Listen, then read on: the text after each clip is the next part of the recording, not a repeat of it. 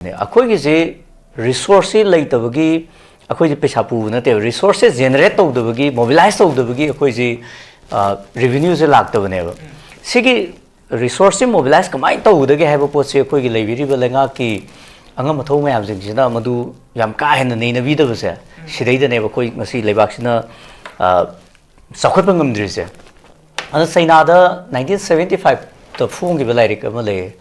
why China has no inflation nanako China da inflation later ji kai gino na China matam du dai da moi 1955 ta lagi bo za pot ki mamal sa 1975 ta sudum lai hengkatte ba du da moi gi mi jing jina kamai haina ge da nga ko sigi pot se lai gi roi ji khitang kuidara di maman ju hongdar kini adu ko quality ju phaba puthro kini adu iduna koi nga ngai gi se na adu maina haina raga moi pot se lai da bi da lai na adu maina moi gi like se da yam example ga loina na piri ba aduna hojik India da thoi jina inflation level China da thoi jina deflation level pothok se mayam puthoga yonbam leitabagi kai hai tare yonbam leitabadu ne ba China da leisna akoi se den pot ki mamanji asuk ki matik tangkhat kraga mi jingna thengba ngamdabagi tham da lai ba aduna hana leiramba budget tu dagi handaki sina henkal airaga su masagi tangai ba magi mamandu gi matungi na hairaga di hariba budget se pi hairine aduna akhoi da revenue si lakpham leitabra hairaga di revenue se loi lakpa ngasagi moregi international trade sidai da laiba kaino se income se you bai tare adudat posting taba custom gi office to di officer to di mayum dolan wang sagalak ko adudat tariba security personnel jing du di senyam thokpa duna more da transfer tawna na wano da senyam ting nei haibado aidi akoi gi revenue se admaine you da busuna teba adubo masidai da yam akoi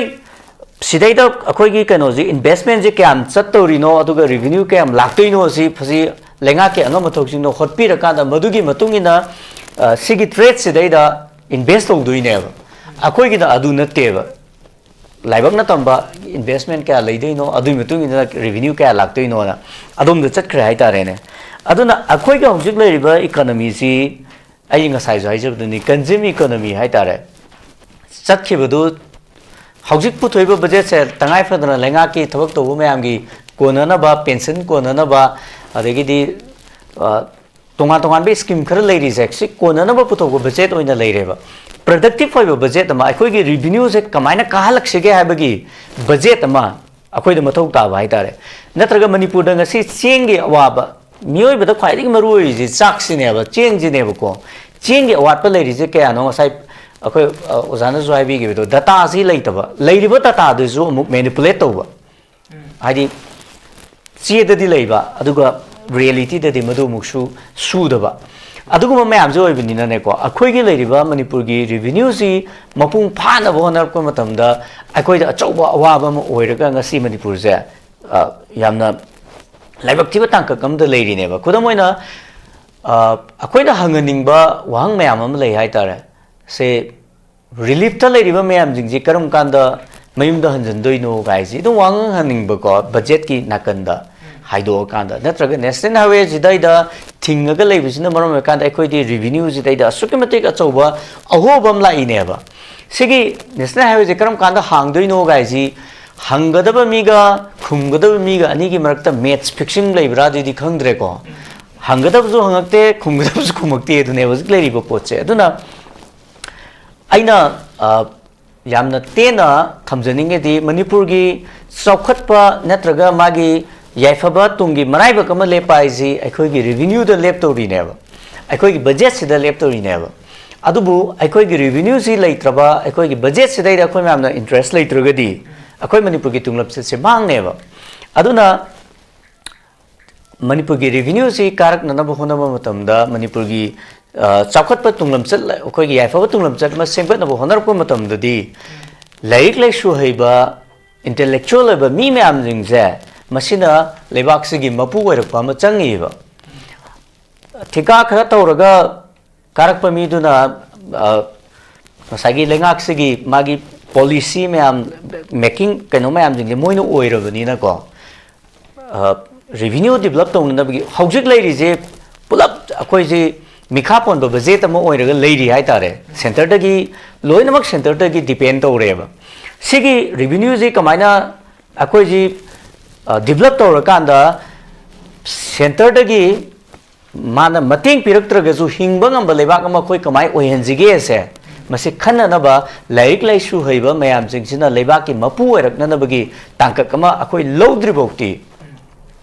ꯌꯥꯔꯣꯏꯕ ꯑꯗꯨꯅ ꯅꯦꯄꯥꯜꯗ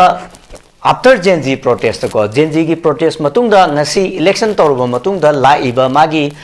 ꯄꯥꯔꯂꯥꯃꯦꯟꯇꯔꯤꯌꯟ ꯃꯌꯥꯝꯁꯤꯡꯁꯦ ꯍꯧꯖꯤꯛꯐꯥꯎꯒꯤ ꯍꯤꯁꯇ꯭ꯔꯤꯗ most qualified ꯄꯥꯔꯂꯥꯃꯦꯟꯇꯔꯤꯌꯟ ꯑꯣꯏꯕ ꯑꯗꯨꯒꯨꯝꯕ ꯅꯦꯄꯥꯜ ꯑꯃ ꯑꯣꯏꯔꯦꯅ ꯃꯣꯏ ꯍꯟꯗꯛ ꯀꯩꯅꯣ ꯇꯧꯋꯦꯕ ꯏꯟꯖꯤꯅꯤꯌꯔ 33 ꯀꯣ ꯑꯗꯨ ꯃꯦꯛꯁꯤꯃꯝꯗ ꯍꯧꯖꯤꯛ ꯏꯂꯦꯛꯁꯟꯗ ꯀꯥꯔꯛꯏꯁꯤꯡꯁꯦ ꯀ꯭ꯋꯥꯂꯤꯐꯥꯏꯠ ꯑꯣꯏꯕ ꯃꯤ ꯃꯌꯥꯝ ꯑꯃ ꯀꯥꯔꯛꯑꯦꯕ ꯑꯗꯨꯅ ꯃꯅꯤꯄꯨꯔꯗꯁꯨ ꯑꯗꯨꯒꯤ ꯀ꯭ꯋꯥꯂꯤꯐꯥꯏꯠ ꯑꯣꯏꯕ ꯃꯤ ꯃꯌꯥꯝ ꯑꯃ 2027ꯁꯦ ꯀꯨꯏꯗ꯭ꯔꯦ ꯍꯟꯗꯛꯀꯤ ꯕꯖꯦꯠꯁꯤꯅ ꯑꯔꯣꯏꯕ ꯕꯖꯦꯠꯅꯤꯀꯣ ꯃꯅꯤꯄꯨꯔꯒꯤꯗ ꯐꯝꯗꯣꯏꯁꯦ ꯅꯦꯛꯁꯀꯤ ꯕꯖꯦꯠꯇꯨꯗꯗꯤ ꯑꯗꯨꯒ ꯍꯟꯗꯛꯀꯤ ꯕꯖꯦꯠꯁꯤꯗꯤ ꯑꯣꯖꯥ ꯑꯩꯅ ꯈꯟꯖꯕꯗꯁꯨ ꯀꯩꯊꯦꯜ ꯅꯪꯅꯕꯁꯨ ꯑꯣꯏꯔꯝꯕꯅꯦꯅ ꯈꯜꯂꯦꯕ ꯃꯔꯝꯗꯤ ꯄꯤꯌꯥꯔ ꯁꯥꯡꯅ ꯂꯩꯔꯨꯔꯦ ꯇꯥꯃꯣ ꯈꯦꯝꯆꯥꯟꯗꯣ ꯉꯔꯥꯡꯈꯛ ꯆꯤꯐ ꯃꯤꯅꯤꯁꯇꯔ ꯑꯣꯏꯗ ꯉꯥꯏꯔꯤ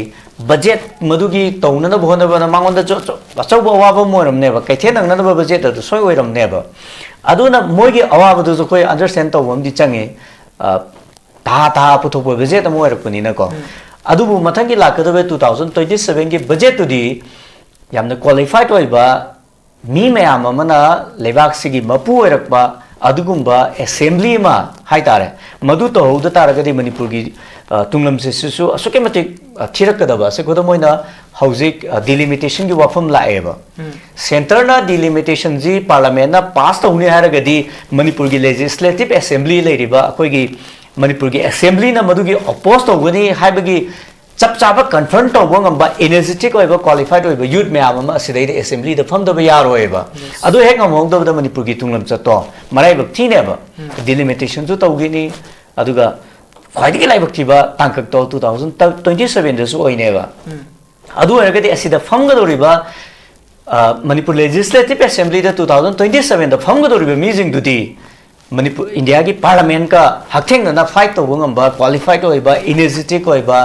ꯑꯗꯨꯒꯨꯝꯕ ꯑꯣꯅꯦꯁ ꯑꯣꯏꯕ ꯃꯤ ꯀꯥꯡꯕꯨ ꯑꯃ ꯃꯊꯧ ꯇꯥꯔꯛꯀꯅꯤ ꯑꯁꯦ ꯑꯩꯗꯤ ꯑꯗꯨꯃꯥꯏꯅ ꯊꯝꯅꯤꯡꯉꯦꯕ ꯑꯗꯨ ꯑꯣꯏꯔꯒꯗꯤ ꯃꯅꯤꯄꯨꯔꯒꯤ ꯕꯖꯦꯠꯇꯨꯁꯨ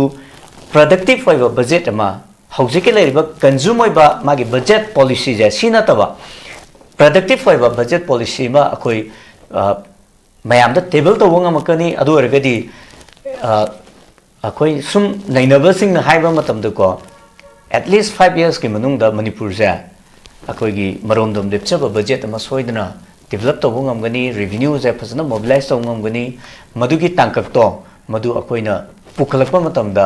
ꯃꯅꯤꯄꯨꯔꯁꯦ ꯁꯣꯏꯗꯅ ꯆꯥꯎꯈꯠꯀꯅꯤ ꯍꯥꯏꯕ ꯋꯥꯐꯝꯗꯣ ꯑꯩ ꯑꯩꯈꯣꯏꯒꯤ ꯃꯥꯔꯆꯀꯤ 9ꯗꯒꯤ ꯍꯧꯔꯒ ꯉꯁꯤ ꯐꯥꯎꯕ ꯂꯦꯞꯇꯅ ꯆꯠꯊꯔꯤꯕ ꯍꯌꯦꯡ ꯂꯣꯏꯒꯗꯧꯔꯤꯕ ꯕꯖꯦꯠ ꯁꯦꯁꯟ ꯑꯁꯤ ꯃꯃꯥꯡ ꯌꯦꯡꯅꯕ ꯃꯇꯝꯗꯗꯤ ꯈꯔ ꯄꯤꯛꯁꯤꯜꯂꯛꯄꯒꯤ ꯐꯤꯕꯝ ꯑꯗꯨ ꯎꯔꯦ ꯍꯥꯏꯕꯗꯨꯅꯤ ꯑꯣꯖꯥ ꯀꯩꯅꯣ ꯑꯣꯖꯥ ꯆꯤꯡꯂꯦꯟꯗꯁꯨ ꯊꯝꯕꯤꯔꯦ ꯑꯣꯖꯥ ꯀꯃꯥꯏꯅ ꯌꯦꯡꯕ ꯑꯣꯖꯥ ꯕꯖꯦꯠꯁꯤ ꯁꯨꯝ ꯄꯤꯛꯁꯤꯜꯂꯛꯄꯁꯤ ꯃꯅꯤꯄꯨꯔꯒꯤ ꯇꯨꯡꯒꯤ ꯋꯥꯔꯤ ꯀꯃꯥꯏꯅ ꯑꯣꯏꯔꯛꯄ ꯌꯥꯕ ꯐꯤꯕꯝ ꯂꯩ ꯑꯩꯈꯣꯏꯒꯤ ꯃꯅꯤꯄꯨꯔꯒꯤ ꯂꯩꯔꯤꯕ ꯍꯧꯖꯤꯛꯀꯤ ꯏꯀꯣꯅꯣꯃꯤꯁꯦ ꯁꯤꯗꯤ ꯑꯩꯈꯣꯏ ꯑꯣꯖꯥ ꯆꯤꯡꯂꯦꯟꯅꯁꯨ ꯇꯥꯛꯄꯤꯈ꯭ꯔꯦꯀꯣ ꯑꯩꯈꯣꯏ ꯏꯃꯥꯗꯤ ꯉꯛꯁꯝ ꯌꯧꯔꯦ ꯑꯗꯣ ꯑꯗꯨꯒꯤ ꯊꯥꯛꯇꯨꯗꯅꯦ ꯑꯩꯈꯣꯏꯒꯤ ꯍꯧꯖꯤꯛ ꯂꯩꯔꯤꯕ ꯏꯀꯣꯅꯣꯃꯤꯁꯦ ꯑꯗꯨꯅ ꯃꯅꯤꯄꯨꯔꯒꯤ ꯏꯀꯣꯅꯣꯃꯤꯁꯤ ꯃꯌꯥꯝꯅ ꯅꯩꯅꯕꯁꯤꯡꯅ ꯀꯩ ꯍꯥꯏꯒꯦꯗ ꯀꯟꯖꯨꯝ ꯏꯀꯣꯅꯣꯃꯤꯅꯀꯣ ꯍꯧꯖꯤꯛ ꯂꯩꯔꯤꯕ ꯕꯖꯦꯠꯁꯦ ꯃꯌꯥꯝ ꯑꯃ ꯅꯩꯅꯔꯤꯁꯦ ꯁꯤꯒꯤꯁꯤꯒꯤ 60% to 70%ꯁꯤꯗꯤ ꯉꯁꯥꯏ ꯑꯣꯖꯥꯅ ꯍꯥꯏꯕꯤꯈꯤꯕ ꯁꯦꯂꯔꯤꯗꯨꯗꯤ ꯆꯠꯈꯤꯗꯣꯏꯅꯦꯕ ꯁꯦꯀꯨꯔꯤꯇꯤꯗꯨꯗꯤ ꯆꯠꯈꯤꯗꯣꯏꯅꯦꯕ ꯑꯗꯨꯅ ꯄ꯭ꯔꯗꯛꯇꯤꯚ ꯑꯣꯏꯗꯕ ꯕꯖꯦꯠ ꯑꯃ ꯃꯅꯤꯄꯨꯔꯒꯤꯁꯦ ꯑꯗꯨꯝ ꯂꯤꯁꯥꯡꯁꯤꯟꯅ ꯂꯥꯛꯑꯦꯕ ꯉꯁꯤ ꯈꯛꯀꯤ ꯋꯥꯔꯤ ꯅꯠꯇꯦ ꯍꯥꯟꯅꯗꯒꯤ ꯍꯧꯅ ꯑꯩꯈꯣꯏꯒꯤꯁꯦ ꯁꯦꯂꯔꯤꯗ ꯂꯩꯔꯤꯕ ꯂꯩꯉꯥꯛꯀꯤ ꯏꯝꯄ꯭ꯂꯣꯌꯤ ꯃꯌꯥꯝꯁꯤꯡꯁꯤꯒꯤ ꯃꯥꯒꯤ ꯊꯥꯒꯤ ꯈꯨꯠꯁꯨꯃꯟ ꯄꯤꯊꯣꯛꯈꯤꯕꯁꯦ ꯁꯤꯗꯩꯗ ꯑꯗꯨꯝ ꯂꯣꯏꯕ ꯕꯖꯦꯠ ꯑꯣꯏꯕ ꯍꯥꯏꯇꯥꯔꯦ ꯑꯗꯨꯅ ꯗꯤꯕꯦꯂꯞꯃꯦꯟꯁꯦ ꯑꯩꯈꯣꯏ ꯁꯤꯗꯩꯗ ꯎꯗꯕ ꯑꯗꯨꯅ ꯁ꯭ꯇꯦꯠꯀꯤ ꯔꯤꯚꯤꯅ꯭ꯌꯨꯁꯤ ꯂꯩꯇ꯭ꯔꯕ ꯁꯦꯡ ꯁꯦꯡꯅ ꯑꯩꯈꯣꯏꯒꯤꯗ ꯂꯩꯔꯤꯁꯤ ꯅꯣꯟ ꯇꯦꯛꯁꯀ ꯇꯦꯛꯁꯀꯗ ꯍꯧꯖꯤꯛ ꯀꯥꯔꯛꯏꯁꯤ 2,500 crore ꯑꯗꯨꯃꯥꯏꯅ ꯂꯩꯌꯦꯕ ꯑꯗꯨꯗꯒꯤꯁꯨ ꯍꯦꯟꯅ ꯌꯥꯝ ꯂꯩꯇꯕ ꯍꯥꯏꯇꯥꯔꯦ ꯑꯗꯨꯅ ꯑꯩꯈꯣꯏꯒꯤ ꯕꯖꯦꯠꯁꯤ ꯐꯨꯜꯂꯤ ꯀꯩꯅꯣꯗ ꯁꯦꯟꯇꯔꯗ ꯗꯤꯄꯦꯟ ꯇꯧꯕ ꯕꯖꯦꯠ ꯑꯣꯏꯕ ꯑꯗꯨꯅ ꯏꯃꯥꯗꯤ ꯉꯛꯁꯝ ꯌꯧꯔꯦꯁꯦ ꯁꯤꯒꯤ ꯑꯩꯈꯣꯏꯒꯤ ꯕꯖꯦꯠꯁꯤꯗꯩꯗ ꯇꯥꯏꯕ ꯑꯗꯨꯅ ꯂꯩꯉꯥꯛꯁꯤꯅ ꯑꯗꯨꯝ ꯄꯨꯁꯜꯂꯒ ꯂꯥꯛꯈꯤꯕ ꯄꯩꯁꯥ ꯃꯌꯥꯝ ꯁꯦꯟ ꯃꯌꯥꯝꯁꯤꯡꯗꯨꯅ ꯍꯌꯦꯡ Manipur gi oiba economy ma akoina wakhalon khalakpa matam dadi ngaksam yo bunate kok ta thumam bagi thak am da leidore ba duna masi kamaina akoi gi da soirak krino har gadi panbiram me balenga mapu me am jing sina akoi gi productive oiba economy ma puthokpai mu ta ko mi maya ama election maya sidai da haidi chahi manga gi matung sidai da ko election maya sidai da mi maya ama thabak panglau loksalamba thabak loksali jingdo yamna mapung phana lebak ke damakte akoi season ribra har gadi asu wahang am oi ba hai tare se kodomoina education department da hujik lei si Manipur je school kaino gumba government school da lising kun gani pan lei na hai sigi lising kun gani pan jegi takpi doribo oza je 17,500 something khara leiba oza lising trat ka khara leiba ko adu hujik survey tawna matam da school chamri gumba dadi oza amadi hen leite hai adubu masi magi national education policy gi magi kaino akoi gi ratio yang kanda di teacher student ratio je 1:12 neba ado center daga chana is na 1:30 neba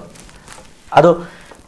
hayeng transfer to je hai rogana kai ra ka da subject tu gi matung ina koi je transfer tha ba ya da ba na yeng na ra lei har ka ne adu ra di oza do log dringai mamang du dai da akoi na log do ri go oza ji sigumba subject si dai da mathau ta ba jing du ni hai ba ma le hu da do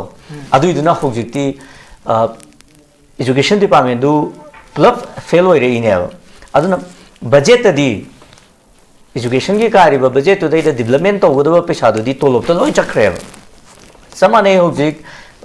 agriculture gi dasu akoi da revenue la kada ba agriculture department se dai da thadari ba senpham je budget ke 4.3% gum oi india da khwai nem da Manipur si jo mane agriculture da ngasai gi revenue la ka da bu jing do madu u da ba du na agriculture gi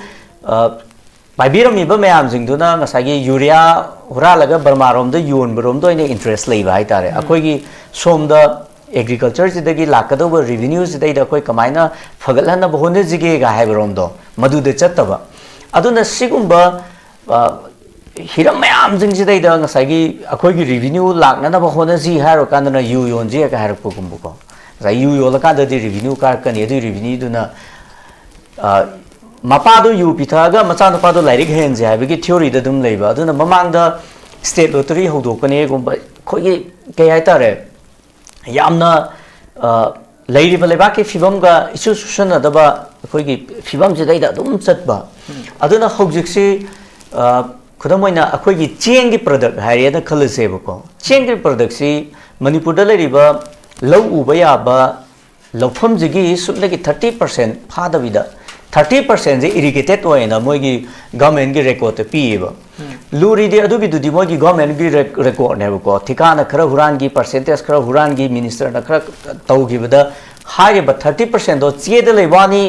ground दे दु सुम लेतेबा मधुबोक्ता याम फजना लौमी जिंगजिना पुथोकचरा कांदा हुजिक अखोय मणिपुर गी ओइना Cheng पुथोकचरी जी अखोय गी कनो 5,20,000 metric ton गुम पुथोएबा हुजिक Manipur the missing lakh 13 गुम लई हाइदना पार कांदा अखोय the मी अममना अखोय गी नेशनल एवरेज चनरी जे मी अमम द ग्राम चात्रुक चात्रुक चेंग ग्राम चात्रुक चात्रुक सी अखोई मी मन नोंग द तंगाई फदेना पानेबा अदु अरगदी चही मन अखोई द मथौ तारी जे 7 लाख मेट्रिक टन गुम मथौ ताएबा हाना पुथोकचरी ब चेंग दुने अदगी नफसा दगी 1.5 मेट्रिक टन गुम 1.5 लाख मेट्रिक टन गुम मु नफसा गी चेंग दगी पिरे इबको कोनद्री ब सरुक से याम नतेबको अदु मसी कमाइना अखोई पुथोना ब होने जिगे गाइसे लेरिबा डिपार्टमेंट दुना मदु खनबगी महुत्ता ngसागी लाइरबजिंग जिदैदा यूरिया जी फंगमदाय मतम दुदैदा ngसागी कै हाय तारे तांगना ब्लैक मार्केट ता कमाई योन जिगे ना खनरग लैगरबनिना मणिपुर की रेवेन्यू सिसु लाक्तबगी अचौब मचाक मने हाय तारे ने अदुना एम्प्लॉय गी लैरिबो पोचे नेशनल एवरेज ता येंगुर कांदा जो अखोय गी से याम वांगेबा अखोय गी लैरिबो पॉपुलेशन जी की मतुंगिना अखोय गी लैबम थोकपुजी 60,000 दगिना 70,000 बौकी लैबा एम्प्लॉय मागी एम्प्लॉय जे लैबम थोए गायना अदुमाइना पीबो थेंगनेबा अदुबो अखोय गी हुजिक 1 लाख की मथक ता लैबा अदो हुजिक इलेक्शन लाए इलेक्शन लामदाई जिदा दे अखोय वोट कांदा नब कमाइना लंबी थीजिगे येंगा कांदा बीडीएफ लिसिंग 10 लौरनी आईआरबी अदुक लौरनी नमु हाइजले Hanagi Ladiba Akogi budget Sidida almost 60 to 70% is salary that Satlayana Mayamzina data Mayaman Pina related of Nebuko. Sidaidamu, Handik election Mayaz Daidamu, Aduzum, Pisala Magadi, Manipur Gilidoriba budget say, Nasagi Akoi was a canonas who high big widow, was a singletas who high big widow. However, Nanging J, Minai was your one of them, but some of the river. Matang but like Axing do, Madudi. Haugat Kankat Bangamoid, people Mamma, Imadi Naksham de Yore, Habadugi Hena, Kenoma the Haitareko, I'll do it again, Imadi Pok Yore, give you the lac toreva. A quiggy labor, me lac contrani toise, me lac contrani toise, Magi household, Hojik, Hypetoraka, the Tapanakanda,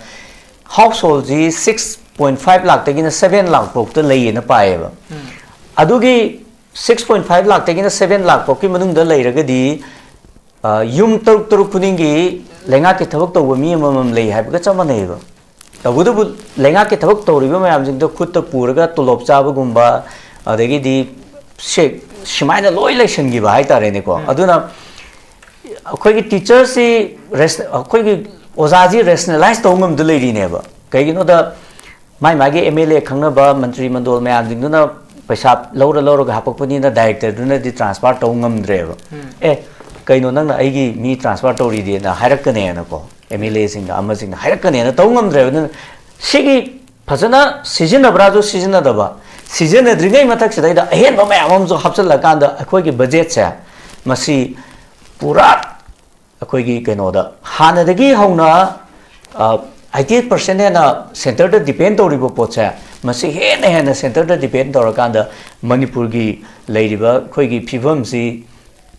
Sukimatic Mikapon the economy of the Lakidoreva. Aduna Aina Hanbada Sigi first round today, Dina Sumiam, Tentac Tomzoning is a I quite lady by youth sings a Masi politics the economics Sigi lady by economies, the Yamna Hena, Ming Cheng Bum Sang Evuko, social media, Facebook, the economy Hangeraga. Kananomgi Karim Nanaba, Adu Taudesh Pudi, Hojikla, Budget Sidada, ministers in the Nainariba, the Putoriba, Hadi Koila Tadorizi, budget to give a card never. School Fagalakdi, budget to give a card never.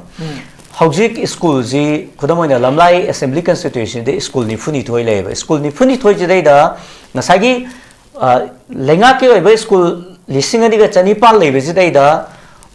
Oza listening Tratreka. Sama Krahena labor, non teaching staff Yaudana. Ladies Magi school gi labor topadu ratio the young Agadi school Lamada or Zataruk taking a terepok to labor. Other a quick Lamla Assembly Constituency school Nifumato Nifuni toy labor or Zani later so your see was I think the Kadai the Lagre social media youth lady, but may there see how young kind of active for them ever. I quick education is Palakandani, a quick society, Chungo, Nasi Oza Chinglena economic film around the Ampazana High is Ozana Larik to Tamu begin ever. Hojik Larik Tambamzi, Loina Maklingaki, Loire, Aduna Manipurgi Ladyba, a quick Mahiro is a 60% the private school is at level. Aduga a quick can also is the 40%, but to Tangai for the Lairamandana, Lengaki school, the Tambai to never quite the ladies. Aduna Manipur Gilaiba, youth sings Yamne active fiber, politics the Yam active fiber, lady budget sessions the Yamne active fiber, budget to give Matungina, a quick Pirkau, the Changakadoriba, Sendu, Lepakadoribina, Aigi, Tangai Fadava at the time in a Kalakanda Masida, Yam active fiber, Matok die and idea, a hand with the mind Tanzania. Yamai Koy Lady Bonasing, budget, see, Shagi share your when you come with Tangai for the Avdoni, Koyanisho, Banaki, music, Satareva, assembly session, Sita, Kogi, Donganba, Timan Yankai that Koi, Dongando, by Samam Kaitari, Sita Kogi, was in a psychic American listeners by Kogi, Tau Fang the Banahasing, Koi Manipur, who's for the several lakhs above Washile, Sing Matan, the Dika, Kana to be out there, everything to have a Taretuga. Kamai. Quaggy Tau from the Visa, Sigi Kanosi, Lengaki, Tawak the Peter Kanda, Quina Minister, when have to late table. Aduna Masi से खुदम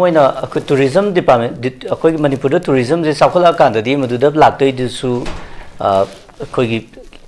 income generate तौरकदोइनेबको अदु मणिपुर की लेरिबो पोछि ngасai ozana habi gi bidasu yaw gi bane akhoi gi je resource leitabagi akhoi je pesa pu na te resources generate tawdabagi mobilize tawdabagi akhoi je revenue je laktabane ba sigi resource mobilize kamai tawdage haiba potse akhoi gi leibiri ba lenga ki anga mathau mayam jing jina madu yam ka hen nei na bi da base sidai da ne ba khoi ngasi leibak sina sakhot ngam dri se ana saina da 1975 to phung gi ba lairik ama le why China has no inflation na ko China da inflation later ji kai no na China matam du dai da moi 1955 ta lagi bo za port ki mamal sa 1975 ta su dum lai heng katte ba du da moi gi mi jing jina kamai haina ge da nga ko si gi pot se lai gi roi ji khitang kuidara di maman ju hongdar kini da quality ju phaba puthro kini adu iduna koi nga ngai gi se na adu mai na haina raga moi पोचे लेदे बिदे लेना दमाइना मोगी like से दा याम example ग लोइना न पीरिबो अदुना हौजिक India the थोइसिना inflation नेबो China the थोइसिना deflation नेबो पोथोक से मयाम पुथोग योनबम लेतबगी के हाइतारे योनबम लेतबदु नेबो चाइना द लेसिना अखोइ सिदैना पोत की ममनजी असुके मतिक तांखत खरगा मी जिंजना थेंगबा ngमदबगी थामद लाएबा अदुना हाना लेरंबा budget तुदगी हंदकिसिना हेंकल यारगसु ngасagi tangai ba magi mamandu gi matungi na hairagadi hariba budget se pi hairine aduna akhoi da revenue si lakpham leitabra haragadi revenue se loi lakpa ngasagi more gi international trade se da laiba kaino se income se you bai tare aduda posting ta ba custom gi office to di officer to di mayum dolan wang sagalak ko अदुदा तारिबा security personnel जिंग दुदी सेन याम थोकपा दुना मोरेदा transfer तौना बा वानो मदा cell याम तिंग nei हाइबदो आइदि अखोइ गी revenue J अदमाइने you दबसु नतेब अदुबो मसिदैदा याम अखोइ सिदैदा अखोइ गी कनो जी इन्वेस्टमेंट जे क्याम चत्तौरिनो अदुगा रिवेन्यू क्याम लाक्तोइनो सि फसि लेंगा के अंग मथोक जिंगनो होटपिर कादा मदुगी मतुंगिना सिगी ट्रेड सिदैदा इन्वेस्ट तौदोइनेब अखोइ गी दा अदु नतेब लाइबक न तंबा इन्वेस्टमेंट क्या लेदैनो अदुइ मतुंग इन रेवेन्यू क्या लाक्तोइनो ना अदोम द चटखरे हाइतारेने अदुना अखोइ गा हौजिक लेरिबा इकोनॉमी सी आई ngасai जो हाइजबदुनि कंज्यूम इकोनॉमी हाइतारे चटखिबदु हौजिक पुथोइबा बजेट से तंगाइ फदना लेंगा की थबक तोबु मयामगी कोनना बा पेंशन कोनना बा अदेगिदि तोंगा तोंगान बे स्कीम खर लेरि से कोनना बा पुथोबो बजेट ओइना लेरेबा प्रोडक्टिव होइबा बजेट अमा अखोइगी रिवेन्यू से कमाइना काहलक्सिगे हाबगी बजेट अमा अखोइद मथौ ताबा हाइतारे नत्रगा मणिपुर द ngasi चेंगी अवाबा मियोइबदा ख्वाइदिग मरुइ जे चाक्सिनेबा चेंजिनेबको चेंगी अवात प लेरि जे कयानो ngасai अखोइ ओजाना जुआइबी गिबदो डाटा सि लेइतबा लेरिबा डाटा दजु अमुक मैनिपुलेट तौबा हाइदि चेददि लेइबा अदुगा रियलिटी ददि मदु मुक्सु सुदबा अदुगुम मैम जो ओइबनिना नेको अखोइगी लेरिबा मणिपुर की रेवेन्यू सी मपुंग फाना बोनरको मतमदा अखोइदा अचौबा अवाबा म ओइरगा ngasi मणिपुर जे यामना लाइबक्तिबा तांका कमदा लेरिनेबा खुदमोइना अखोइदा हंगनिंगबा वहंग मैम अम लेइ हाइतारे से रिलीफ ता लेरिबा मैम जिंगजी करम कांदा मयुमदा हंजनदोइनो गाइजी दु वहंग हनिंगबको बजेट की नाकंदा हाइदो कांदा नत्रगा नेशनल हाईवे जिदाइदा थिंगगा लेबिसिना मरम कांदा अखोइदि रेवेन्यू जिदाइदा असुकमतिक अचौबा अहोबम लाइनेबा सिगी नेशनल हाईवे जे करम कांदा हांगदोइनो गाइजी हंगदबा मीगा खुमगदबा मीगा अनिगी मरकता मैथ्स फिक्सिंग लेब्रा दिदि खंगद्रेको हंगदबजु हंगक्ते खुमगदबजु खुमक्ते दुनेबा लेरिबा पोचे अदुना आइना यामना तेना थमजनिंगेदि मणिपुर की चौखटपा नत्रगा मागी याइफबा तुंगी मराइबा कम लेपाइजी अखोइगी रेवेन्यू द लेपतोरिनेबा अखोइगी बजेट सिदा लेपतोरिनेबा अदुबु अखोइगी रेवेन्यू सि लेत्रबा अखोइगी बजेट सिदैदा अखोइ म्यामना इंटरेस्ट लेत्रगदी अखोइ मणिपुर की तुंगलप से मांगनेबा अदुना मणिपुर की रेवेन्यू सि कारक ननब होनबा मतमदा मणिपुर की चौखटपा तुंगलम चल अखोइगी याइफबा तुंगलम चल मा सेंगबनब होनरको मतमददी लाइक लाइसु हैबा इंटेलेक्चुअल हैबा मी म्याम जिंगजे मसिना लेबाक सिगी मपु ओइरकपा म चंगीबा ꯊꯤꯀꯥ ꯈꯔ ꯇꯧꯔꯒ ꯀꯥꯔꯛꯄ ꯃꯤꯗꯨꯅ ꯉꯁꯥꯏꯒꯤ ꯂꯩꯉꯥꯛꯁꯤꯒꯤ ꯃꯥꯒꯤ ꯄꯣꯂꯤꯁꯤ ꯃꯌꯥꯝ ꯃꯦꯀꯤꯡ ꯀꯩꯅꯣ ꯃꯌꯥꯝꯁꯤꯡꯁꯦ ꯃꯣꯏꯅ ꯑꯣꯏꯔꯕꯅꯤꯅꯀꯣ ꯔꯦꯚꯤꯅ꯭ꯌꯨ ꯗꯤꯕꯦꯂꯞ ꯇꯧꯅꯅꯕꯒꯤ ꯍꯧꯖꯤꯛ ꯂꯩꯔꯤꯁꯦ ꯄꯨꯂꯞ ꯑꯩꯈꯣꯏꯁꯤ ꯃꯤꯈꯥ ꯄꯣꯟꯕ ꯕꯖꯦꯠ ꯑꯃ ꯑꯣꯏꯔꯒ ꯂꯩꯔꯤ ꯍꯥꯏꯇꯥꯔꯦ ꯁꯦꯟꯇꯔꯗꯒꯤ ꯂꯣꯏꯅꯃꯛ ꯁꯦꯟꯇꯔꯗꯒꯤ ꯗꯤꯄꯦꯟ ꯇꯧꯔꯦꯕ ꯁꯤꯒꯤ ꯔꯦꯚꯤꯅ꯭ꯌꯨꯁꯤ ꯀꯃꯥꯏꯅ ꯑꯩꯈꯣꯏꯁꯤ ꯗꯤꯕꯦꯂꯞ ꯇꯧꯔꯀꯥꯟꯗ ꯁꯦꯟꯇꯔꯗꯒꯤ ꯃꯥꯅ ꯃꯇꯦꯡ ꯄꯤꯔꯛꯇ꯭ꯔꯒꯁꯨ ꯍꯤꯡꯕ ꯉꯝꯕ ꯂꯩꯕꯥꯛ ꯑꯃ ꯑꯩꯈꯣꯏ ꯀꯃꯥꯏꯅ ꯑꯣꯏꯍꯟꯁꯤꯒꯦꯁꯦ ꯃꯁꯤ ꯈꯟꯅꯅꯕ ꯂꯥꯏꯔꯤꯛ ꯂꯥꯏꯁꯨ ꯍꯩꯕ ꯃꯌꯥꯝꯁꯤꯡꯁꯤꯅ ꯂꯩꯕꯥꯛꯀꯤ ꯃꯄꯨ ꯑꯣꯏꯔꯛꯅꯅꯕꯒꯤ ꯇꯥꯡꯀꯛ ꯑꯃ ꯑꯩꯈꯣꯏ ꯂꯧꯗ꯭ꯔꯤꯐꯥꯎꯇꯤ ꯌꯥꯔꯣꯏꯕ ꯑꯗꯨꯅ ꯅꯦꯄꯥꯜꯗ ꯑꯥꯐꯇꯔ ꯖꯦꯟꯖꯤ ꯄ꯭ꯔꯣꯇꯦꯁꯇꯀꯣ ꯖꯦꯟꯖꯤꯒꯤ ꯄ꯭ꯔꯣꯇꯦꯁ ꯃꯇꯨꯡꯗ ꯉꯁꯤ ꯏꯂꯦꯛꯁꯟ ꯇꯧꯔꯕ ꯃꯇꯨꯡꯗ ꯂꯥꯛꯏꯕ ꯃꯥꯒꯤ ꯄꯥꯔꯂꯥꯃꯦꯟꯇꯔꯤꯌꯟ ꯃꯌꯥꯝꯁꯤꯡꯁꯦ ꯍꯧꯖꯤꯛꯐꯥꯎꯒꯤ ꯍꯤꯁꯇ꯭ꯔꯤꯗ ꯃꯣꯁ ꯀ꯭ꯋꯥꯂꯤꯐꯥꯏꯠ ꯄꯥꯔꯂꯥꯃꯦꯟꯇꯔꯤꯌꯟ ꯑꯣꯏꯕ ꯑꯗꯨꯒꯨꯝꯕ ꯅꯦꯄꯥꯜ ꯑꯃ ꯑꯣꯏꯔꯦꯅ ꯃꯣꯏ ꯍꯟꯗꯛ ꯀꯩꯅꯣ ꯇꯧꯋꯦꯕ ꯏꯟꯖꯤꯅꯤꯌꯥꯔ 33 ꯀꯥꯏ ꯀꯣ ꯑꯗꯨ ꯃꯦꯛꯁꯤꯃꯝꯗ ꯍꯧꯖꯤꯛ ꯏꯂꯦꯛꯁꯟꯗ ꯀꯥꯔꯛꯏꯁꯤꯡꯁꯦ ꯀ꯭ꯋꯥꯂꯤꯐꯥꯏꯠ ꯑꯣꯏꯕ ꯃꯤ ꯃꯌꯥꯝ ꯑꯃ ꯀꯥꯔꯛꯑꯦꯕ ꯑꯗꯨꯅ ꯃꯅꯤꯄꯨꯔꯗꯁꯨ ꯑꯗꯨꯒꯤ ꯀ꯭ꯋꯥꯂꯤꯐꯥꯏꯠ ꯑꯣꯏꯕ ꯃꯤ ꯃꯌꯥꯝ ꯑꯃ 2027ꯁꯦ ꯀꯨꯏꯗ꯭रे ꯍꯟꯗꯛꯀꯤ ꯕꯖꯦꯠꯁꯤꯅ ꯑꯔꯣꯏꯕ ꯕꯖꯦꯠꯅꯤꯀꯣ ꯃꯅꯤꯄꯨꯔꯒꯤꯗ ꯐꯝꯗꯣꯏꯁꯦ ꯅꯦꯛꯁꯀꯤ ꯕꯖꯦꯠꯇꯨꯗꯗꯤ ꯑꯗꯨ ꯍꯟꯗꯛꯀꯤ ꯕꯖꯦꯠꯁꯤꯗꯤ ꯑꯣꯖꯥ ꯑꯩꯅ ꯈꯟꯖꯕꯗꯁꯨ ꯀꯩꯊꯦꯜ ꯅꯪꯅꯕꯁꯨ ꯑꯣꯏꯔꯝꯕꯅꯦꯅ ꯈꯜꯂꯦꯕ ꯃꯔꯝꯗꯤ ꯄꯤꯌꯥꯔ ꯁꯥꯡꯅ ꯂꯩꯔꯨꯔꯦ ꯇꯥꯃꯣ ꯈꯦꯝꯆꯥꯟꯗꯨ ꯉꯔꯥꯡꯈꯛ ꯆꯤꯞ ꯃꯤꯅꯤꯁꯇꯔ ꯑꯣꯏꯗ ꯉꯥꯏꯔꯤ ꯕꯖꯦꯠ ꯃꯗꯨꯒꯤ ꯇꯧꯅꯅꯕ ꯍꯣꯠꯅꯕꯗ ꯃꯉꯣꯟꯗꯁꯨ ꯑꯆꯧꯕ ꯑꯋꯥꯕ ꯑꯃ ꯑꯣꯏꯔꯝꯅꯦꯕ ꯀꯩꯊꯦꯜ ꯅꯪꯅꯅꯕ ꯕꯖꯦꯠ ꯑꯗꯨ ꯁꯣꯏ ꯑꯣꯏꯔꯝꯅꯦꯕ ꯑꯗꯨꯅ ꯃꯣꯏꯒꯤ ꯑꯋꯥꯕꯗꯨꯁꯨ ꯑꯩꯈꯣꯏ ꯑꯟꯗꯔꯁꯇꯦꯟ ꯇꯧꯕ ꯑꯃꯗꯤ ꯆꯪꯉꯦ ꯊꯥ ꯄꯨꯊꯣꯛꯄ ꯕꯖꯦꯠ ꯑꯃ ꯑꯣꯏꯔꯛꯄꯅꯤꯅꯀꯣ ꯑꯗꯨꯕꯨ ꯃꯊꯪꯒꯤ ꯂꯥꯛꯀꯗꯕ 2027ꯒꯤ ꯕꯖꯦꯠꯇꯨꯗꯤ ꯌꯥꯝꯅ ꯀ꯭ꯋꯥꯂꯤꯐꯥꯏꯠ ꯑꯣꯏꯕ ꯃꯤ ꯃꯌꯥꯝ ꯑꯃꯅ ꯂꯩꯕꯥꯛꯁꯤꯒꯤ ꯃꯄꯨ ꯑꯣꯏꯔꯛꯄ ꯑꯗꯨꯒꯨꯝꯕ ꯑꯦꯁꯦꯝꯕ꯭ꯂꯤ ꯑꯃ ꯍꯥꯏꯇꯥꯔꯦ ꯃꯗꯨ ꯇꯧꯍꯧꯗ ꯇꯥꯔꯒꯗꯤ ꯃꯅꯤꯄꯨꯔꯒꯤ ꯇꯨꯡꯂꯝꯁꯤꯁꯨ ꯑꯁꯨꯛꯀꯤ ꯃꯇꯤꯛ ꯊꯤꯔꯛꯀꯗꯕ ꯑꯁꯤꯈꯨꯗꯝ ꯑꯣꯏꯅ ꯍꯧꯖꯤꯛ ꯗꯤꯂꯤꯃꯤꯇꯦꯁꯟꯒꯤ ꯋꯥꯐꯝ ꯂꯥꯛꯑꯦꯕ ꯁꯦꯟꯇꯔꯅ ꯗꯤꯂꯤꯃꯤꯇꯦꯁꯟꯁꯤ ꯄꯥꯔꯂꯥꯃꯦꯟꯅ ꯄꯥꯁ ꯇꯧꯅꯤ ꯍꯥꯏꯔꯒꯗꯤ ꯃꯅꯤꯄꯨꯔꯒꯤ ꯂꯦꯖꯤꯁꯂꯦꯇꯤꯚ ꯑꯦꯁꯦꯝꯕ꯭ꯂꯤ ꯂꯩꯔꯤꯕ ꯑꯩꯈꯣꯏꯒꯤ ꯃꯅꯤꯄꯨꯔꯒꯤ ꯑꯦꯁꯦꯝꯕ꯭ꯂꯤꯅ ꯃꯗꯨꯒꯤ ꯑꯣꯄꯣꯁ ꯇꯧꯒꯅꯤ ꯍꯥꯏꯕꯒꯤ ꯆꯞ ꯆꯥꯕ ꯀꯟꯐꯔꯝ ꯇꯧꯕ ꯉꯝꯕ ꯏꯅꯔꯖꯦꯇꯤꯛ ꯑꯣꯏꯕ ꯀ꯭ꯋꯥꯂꯤꯐꯥꯏꯠ ꯑꯣꯏꯕ ꯌꯨꯠ ꯃꯌꯥꯝ ꯑꯃ ꯑꯁꯤꯗꯩꯗ ꯑꯦꯁꯦꯝꯕ꯭ꯂꯤꯗ ꯐꯝꯗꯕ ꯌꯥꯔꯣꯏꯕ ꯑꯗꯨ ꯍꯦꯛ ꯉꯝꯍꯧꯗꯕꯗ ꯃꯅꯤꯄꯨꯔꯒꯤ ꯇꯨꯡꯂꯝꯆꯠꯇꯣ ꯃꯔꯥꯏꯕꯛ ꯊꯤꯅꯦꯕ ꯗꯤꯂꯤꯃꯤꯇꯦꯁꯟꯁꯨ ꯇꯧꯈꯤꯅꯤ ꯑꯗꯨꯒ ꯈ꯭ꯋꯥꯏꯗꯒꯤ ꯂꯥꯏꯕꯛ ꯊꯤꯕ ꯇꯥꯡꯀꯛꯇꯣ 2027ꯗꯁꯨ ꯑꯣꯏꯅꯦꯕ ꯑꯗꯨ ꯑꯣꯏꯔꯒꯗꯤ ꯑꯁꯤꯗ ꯐꯝꯒꯗꯧꯔꯤꯕ ꯃꯅꯤꯄꯨꯔ ꯂꯦꯖꯤꯁꯂꯦꯇꯤꯚ ꯑꯦꯁꯦꯝꯕ꯭ꯂꯤꯗ 2027ꯗ ꯐꯝꯒꯗꯧꯔꯤꯕ ꯃꯤꯁꯤꯡꯗꯨꯗꯤ ꯃꯅꯤꯄꯨꯔ ꯏꯟꯗꯤꯌꯥꯒꯤ ꯄꯥꯔꯂꯥꯃꯦꯟꯀ ꯍꯛꯊꯦꯡꯅꯅ ꯐꯥꯏꯠ ꯇꯧꯕ ꯉꯝꯕ ꯀ꯭ꯋꯥꯂꯤꯐꯥꯏꯠ ꯑꯣꯏꯕ ꯏꯅꯔꯖꯦꯇꯤꯛ ꯑꯣꯏꯕ ꯑꯗꯨꯒꯨꯝꯕ ꯑꯣꯅꯦꯁ ꯑꯣꯏꯕ ꯃꯤ ꯀꯥꯡꯕꯨ ꯑꯃ ꯃꯊꯧ ꯇꯥꯔꯛꯀꯅꯤ ꯑꯁꯦ ꯑꯩꯗꯤ ꯑꯗꯨꯃꯥꯏꯅ ꯊꯝꯅꯤꯡꯉꯦꯕ ꯑꯗꯨ ꯑꯣꯏꯔꯒꯗꯤ ꯃꯅꯤꯄꯨꯔꯒꯤ ꯕꯖꯦꯠꯇꯨꯁꯨ ꯄ꯭ꯔꯗꯛꯇꯤꯚ ꯑꯣꯏꯕ ꯕꯖꯦꯠ ꯑꯃ ꯍꯧꯖꯤꯛꯀꯤ ꯂꯩꯔꯤꯕ ꯀꯟꯖꯨꯝ ꯑꯣꯏꯕ ꯃꯥꯒꯤ ꯕꯖꯦꯠ ꯄꯣꯂꯤꯁꯤꯁꯦ ꯁꯤ ꯅꯠꯇꯕ ꯄ꯭ꯔꯗꯛꯇꯤꯚ ꯑꯣꯏꯕ ꯕꯖꯦꯠ ꯄꯣꯂꯤꯁꯤ ꯑꯃ ꯑꯩꯈꯣꯏ ꯃꯌꯥꯝꯗ ꯇꯦꯕꯜ ꯇꯧꯕ ꯉꯝꯃꯛꯀꯅꯤ ꯑꯗꯨ ꯑꯣꯏꯔꯒꯗꯤ ꯑꯩꯈꯣꯏ ꯁꯨꯝ ꯅꯩꯅꯕꯁꯤꯡꯅ ꯍꯥꯏꯕ ꯃꯇꯝꯗꯀꯣ ꯑꯦꯠꯂꯤꯁ 5 yearsꯀꯤ ꯃꯅꯨꯡꯗ ꯃꯅꯤꯄꯨꯔꯁꯦ ꯑꯩꯈꯣꯏꯒꯤ ꯃꯔꯣꯝꯗꯣꯝ ꯂꯦꯞꯆꯕ ꯕꯖꯦꯠ ꯑꯃ ꯁꯣꯏꯗꯅ ꯗꯤꯕꯦꯂꯞ ꯇꯧꯕ ꯉꯝꯒꯅꯤ ꯔꯦꯚꯤꯅ꯭ꯌꯨꯁꯦ ꯐꯖꯅ ꯃꯣꯕꯤꯂꯥꯏꯖ ꯇꯧꯕ ꯉꯝꯒꯅꯤ ꯃꯗꯨꯒꯤ ꯇꯥꯡꯀꯛꯇꯣ ꯃꯗꯨ ꯑꯩꯈꯣꯏꯅ ꯄꯨꯈꯠꯂꯛꯄ ꯃꯇꯝꯗ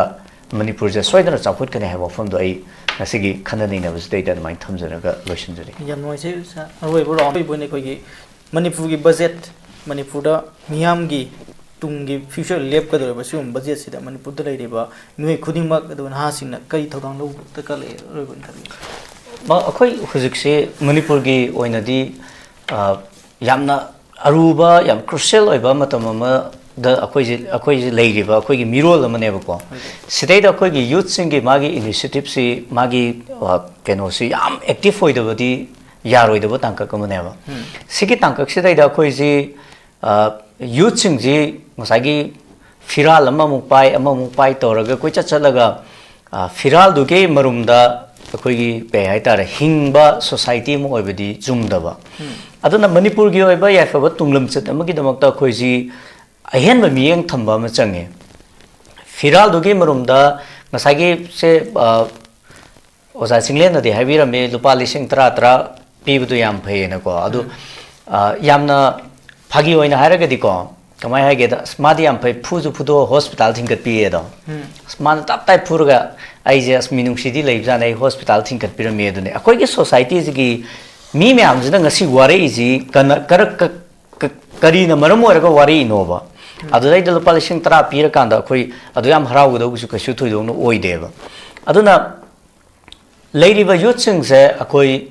yamna wakal chaning ta na khanbam changi aduga manipur gi oiba ngasigi leiba crucial stage sa masi understand to bom changeba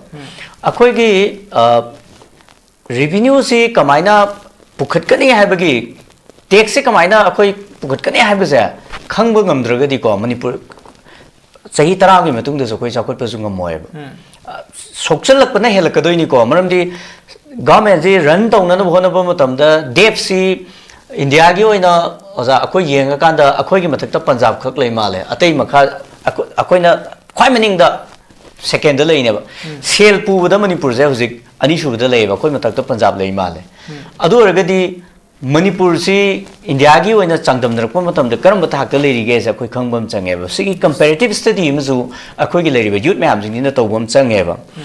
1972 da manipur ji ningkha tamaba matung statehood phange ko 1972 da adugi matung da ngasi bokta palai ba lengak sing jina revenue ji hengkat na bagi poche revenue hengkat che na khoi gi gari helmet ukta ba mama pharga tawle biduna di yaroi ba adu duna revenue hengkat na bagi potom na teba aduna mayam na phagi tawna ba aslambi sem gam da na helmet uktra dinang accident ho sine na phabi bine du type te lei re ba ko aduna revenue si karai de gi lakadori no ja sidai de human resource am thok ta ba education ki budget cha wangkhat pam changi ba adu oza jing ji phasana rationalize or ka education je hinkalan bam changi ba ainga sai ja gi duni 60% ja manipur gi mahiroi 60% ja hauji private school chatle ba government school ji akoi gi 2800 muk lei ba government school ja sidai da 99% siraga lei ba adu ergadi manipur gi revenue se kamai henkal ka doino ba mamdi human resource pulap siraga lei re ba akoi gi lawu singu bu ja masi manipur gi oina di 50 to 60% manipur gi keno se akoi gi miam jing ja adu dei da confine to we ba adu ge handloom and handicraft ko sidai da ne ba maximum akoi gi lei ri ba keno se adu sigi agriculture sector jidai da only 4.3% ka budget na kaitho thamagadi lowest ne India da Assam da 4.5 leramni tonga ba jaga national average se khoi gi agriculture gi budget se 5.9 ne ba 5.796 adai de lei ko manipur da di 4.3 khak ta ne ba khoi gi agriculture da thadui se tourism gi budget jeng gi over akoi gi revenue lakadaba mayam jing gi budget sina haiku mana da yomaga piraga koila thaba du dai da connectivity to yam phai ko phatte ha bane te ko priority basis samadi akhoi sidai da mathau tar eba priority do yeng bam chang eba aina nga sai thabak to ba ja thabak to bujing do yam phai ba to du madu rationalize to bi ba thabak sin du dai da mapung phana thabak to hun bi ba hai tare ne ko nurse oi ba mi masadi suka ka da ba aduga mi khara da paisa ahong na pithoga nomagi khusuman pithoga taw mi leitaba zu nate ba madugi check kana to widoi no ba school gi oza mayam ching da posting thara kanda mana imphal da phamaga leiba natraga mayum da phamaga leiba aduga madai dugi akoi bagi angang thabak phangdaba ani hum da tham gi lepa lising mari munga khaibirga ozaw hen ba mayam je smaina leiraga di ngasai gi khalli budugi acho bu huge amount ma koina thadari dugi kari kana ba lege ba private sector da ngasi school ozaji 30,000 above leba moine hena vest kind of piri boji akoida phangiba tol khusuman duga di chana jadabi da ko manipur gi phagana bhona matam da private school gi ozajing du da toriba tolop chauriba ozajing du na ozajing goina fatena haijaba gi wari na te ko leiba pochi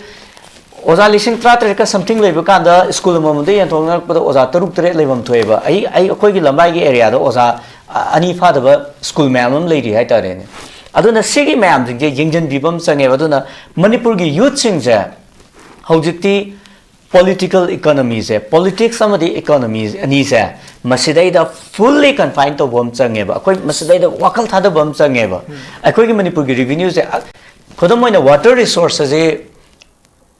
malem gi oina khwaidagi sen thokpa revenue ka ba kainoma launei ba manipur je water resource asuke matik marang kai ba ani shubadra ngasi 35,000 crore something akoi budget pu thui ba adu manipur gi leiba population gi matung ina di 15 crore mukta gi na budget se lebam thok te ba haidi akoi gi revenue se 10,000 crore la adi ko revenue 10,000 crore lak ba haiji